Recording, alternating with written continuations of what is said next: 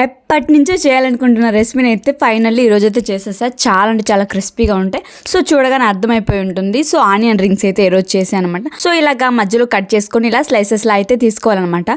ఒక చిన్న బౌల్లోకి అయితే 2 టేబుల్ స్పూన్స్ శనగపిండి, 2 table spoons cornflour, 2 table spoons మైదా పిండి కూడా వేసుకొని కొంచెం గరం మసాలా, కారాన్ని, కొంచెం సాల్ట్ని కూడా యాడ్ చేసుకొని వాటర్ని వేసుకుంటూ థిక్ ప్యాటర్న్లో అయితే కలుపుకొని పక్కనైతే పెట్టేసుకోవాలి. సో మనం ముందుగా వేసుకున్నటువంటి ఆనియన్ రింగ్స్ అన్నింటిని కూడా దీంట్లో అయితే కలిపేసుకోవాలి మంచిగా.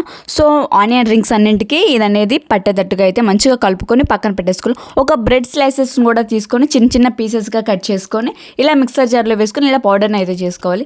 సో మనం ముందుగా తీసుకున్నటువంటి ఇలా ఆనియన్ రింగ్స్ అన్నింటిని వేసుకొని ఆ బ్రెడ్ని చల్లుకుంటూ ఇలాగైతే అన్నింటిని చేసి పక్కనైతే పెట్టేసుకోవాలి. సో చాలా అంటే చాలా క్రిస్పీగా వస్తాయి. ఒకసారి ట్రై చేయండి, మళ్ళీ మళ్ళీ తింటారు. సో డీప్ ఫ్రైకి సరిపడా ఆయిల్ని పెట్టుకొని ఒక్కొక్కటిగా అన్నింటిని వేసుకొని ఇలా లైట్ బ్రౌనిష్ కలర్ వచ్చిన తర్వాత తీసి సర్వ్ చేసుకోవడం అంతేనండి. చాలా అంటే చాలా క్రిస్పీగా ఉండి ఆనియన్ రింగ్స్ రెడీ.